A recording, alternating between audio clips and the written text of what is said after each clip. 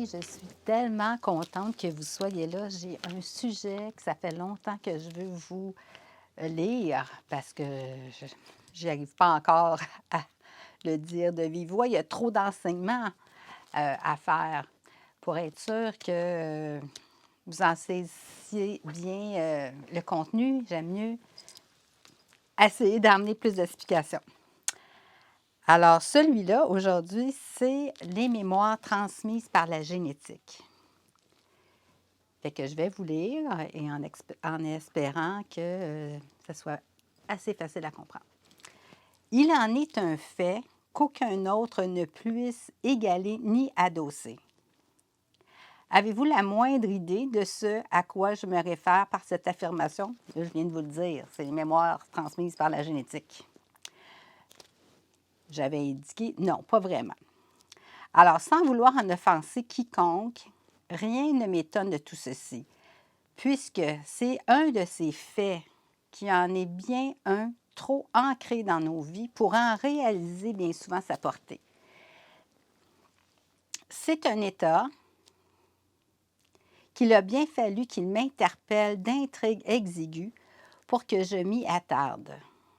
Et c'est pourquoi aujourd'hui, je décide de vous l'élaborer davantage en vous parlant des mémoires transmises par la génétique.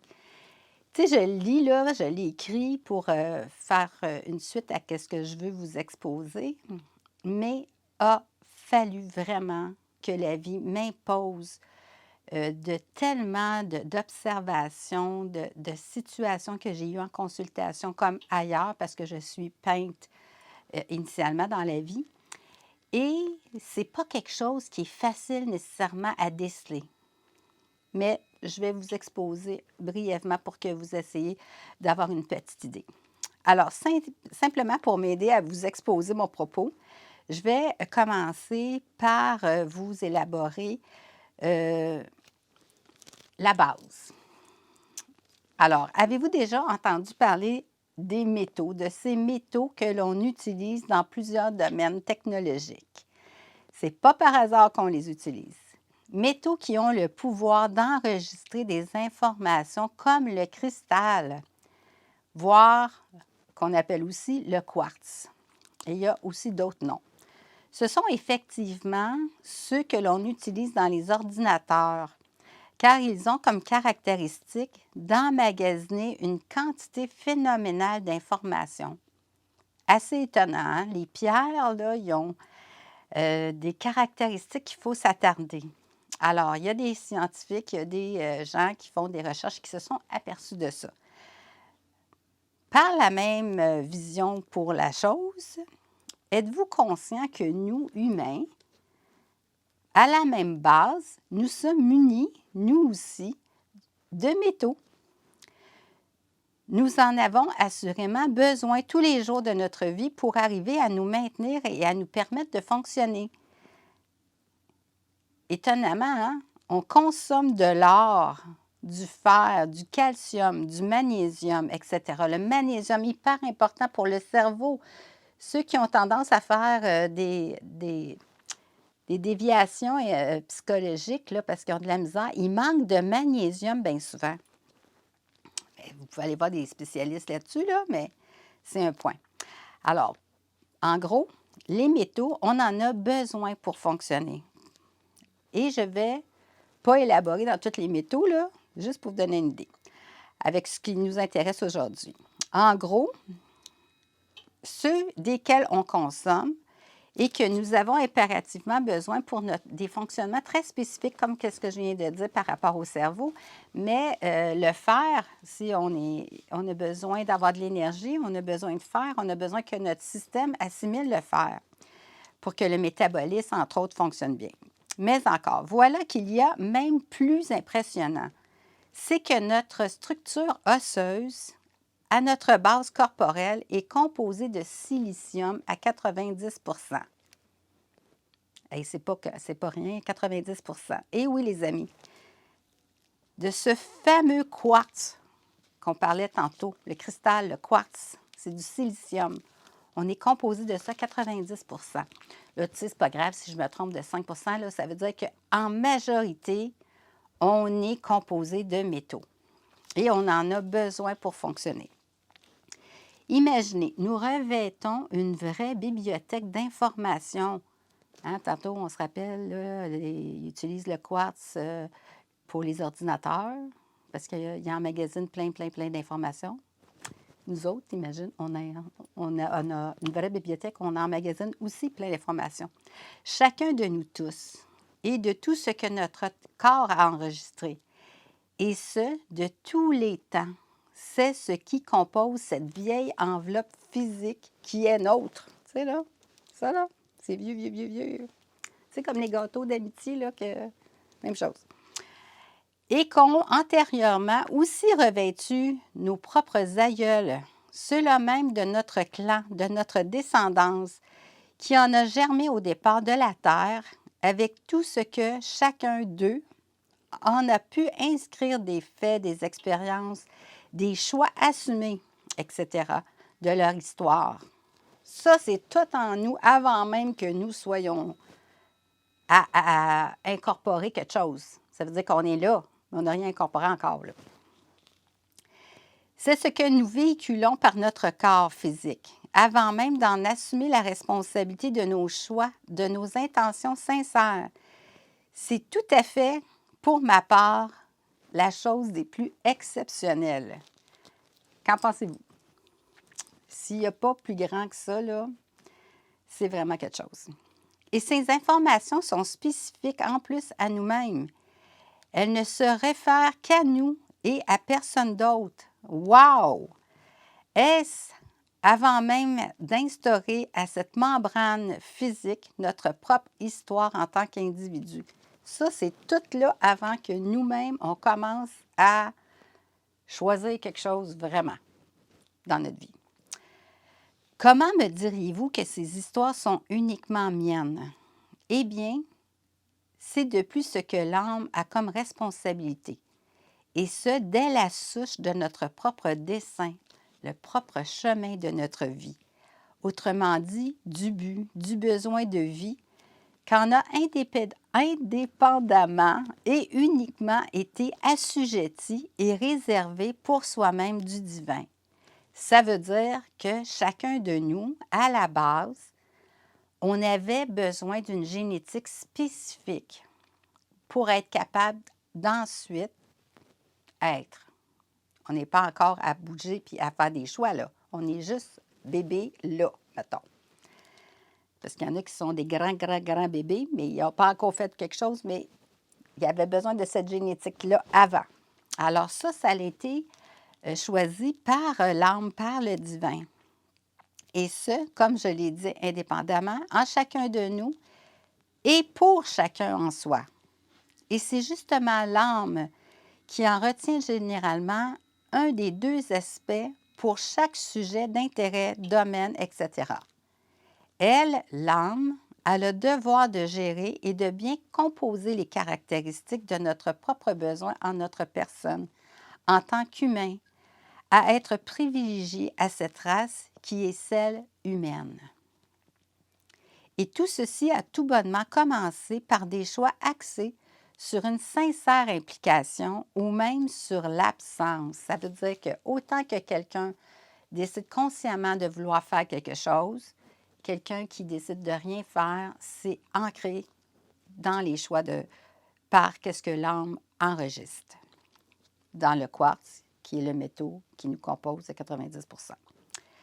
Alors, autant au niveau de l'implication que de l'absence de responsabilisation de l'individu en lien avec son âme face à quoi que ce soit de sa vision qu'il en affirme de sa vie.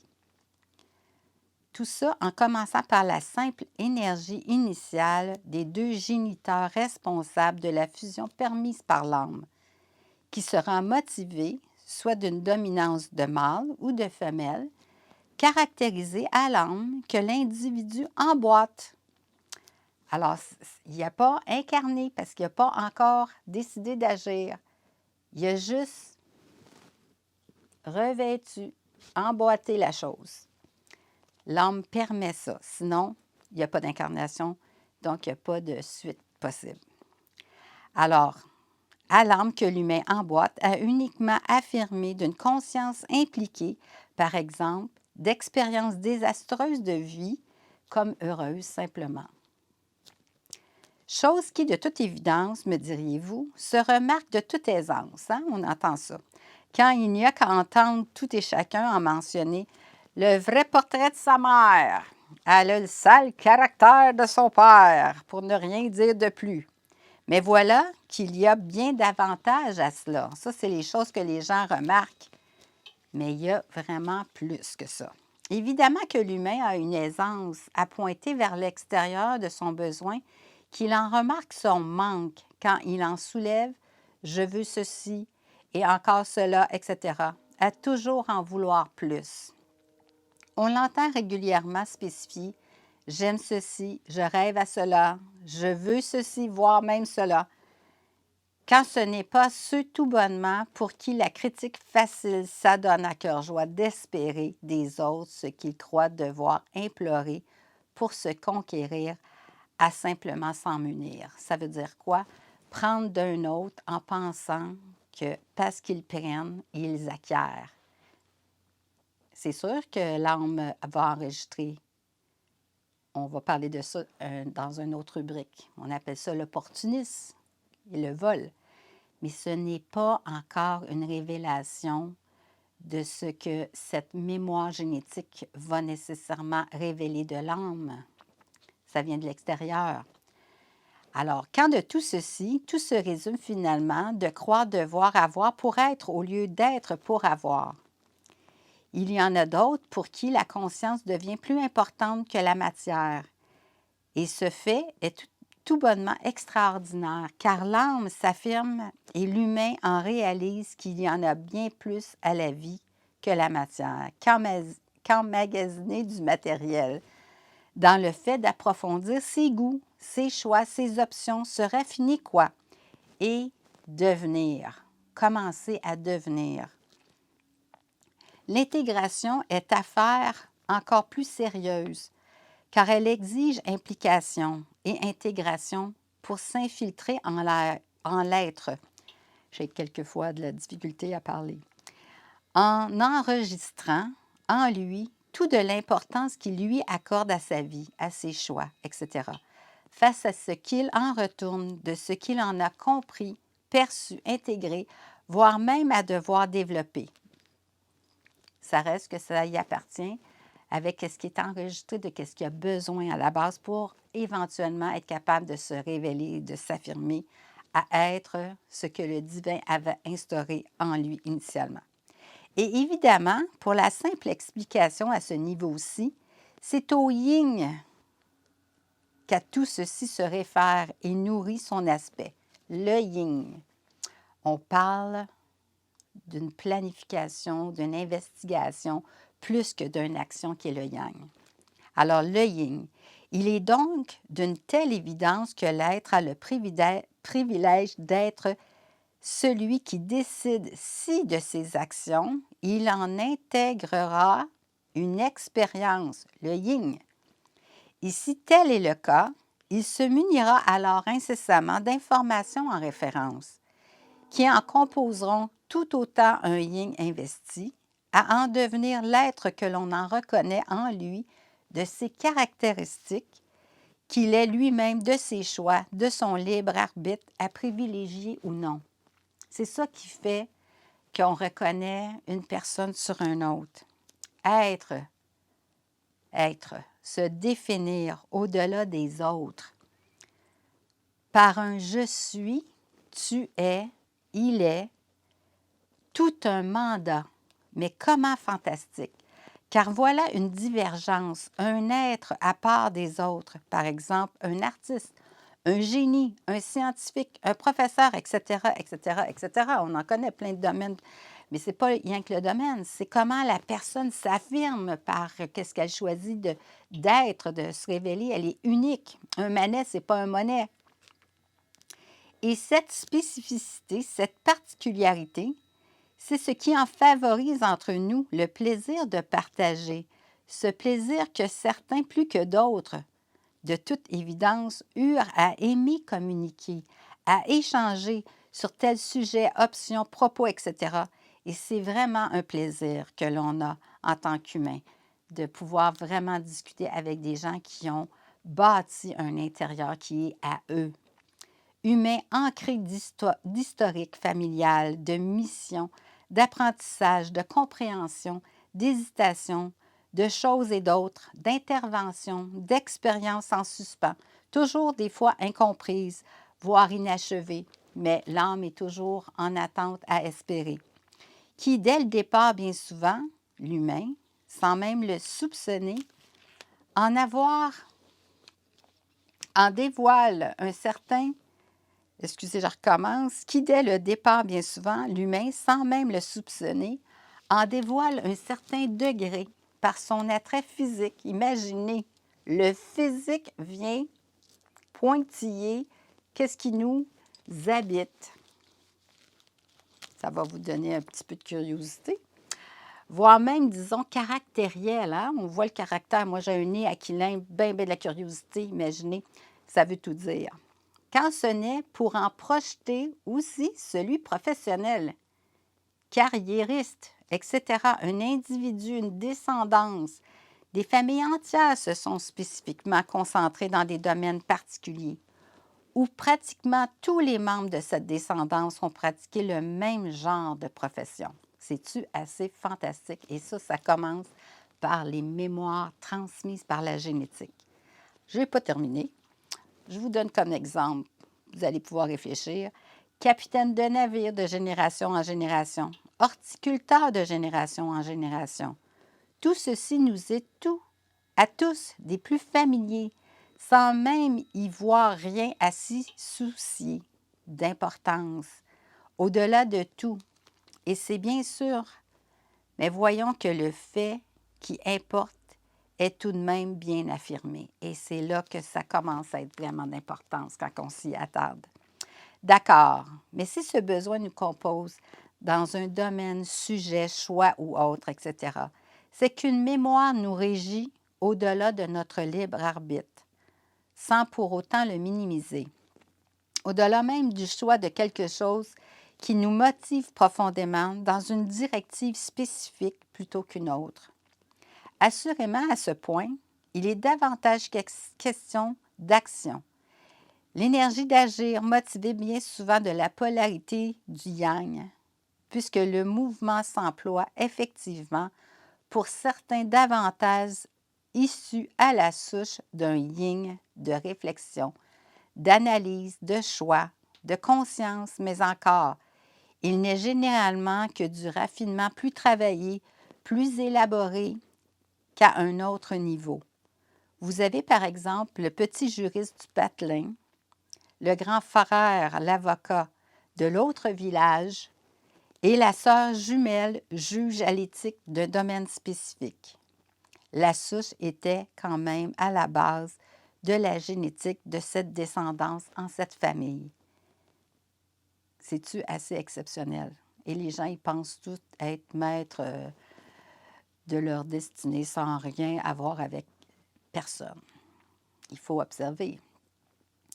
Mais si l'on scrute encore un peu plus, pour ceux qui sont moins affichés, d'un yang beaucoup plus gêné, limité, hypothéqué, d'une génétique carencée ou l'absence de position, de choix, etc., à ne pas penser d'importance d'assumer leur vie, ce qui les contraint au manque, en l'absence, à le dupliquer de génération en génération, jusqu'à en périr, de faits, de circonstances, de gestes dévastateurs, auxquels un sabotage est engagé d'ascendance antérieure, les ayant au-delà de leur méfiance royalement écorchés.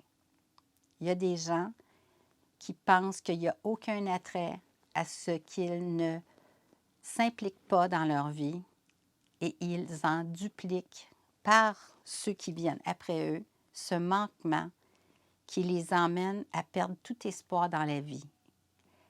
Alors, effectivement, on a des suicides de toutes sortes, par des cancers, par des suicides, Et ça, c'est qu'il y a à la base un manque dans la génétique. À tout de même la dupliquer, la reproduire, de l'innocence qu'ils maintiennent, à ne rien vouloir en observer, de l'iconographie génétique, où le yang du père, c'est des exemples, où le yang du père y est effectivement reconnu, parce que l'âme s'est incarnée, et où l'absence de la mère, disons, y est aussi également imperceptible de son absence tout autant affirmée pour n'en soulever que ceci en cet exemple. Les mémoires transmises par la génétique, ce n'est pas rien.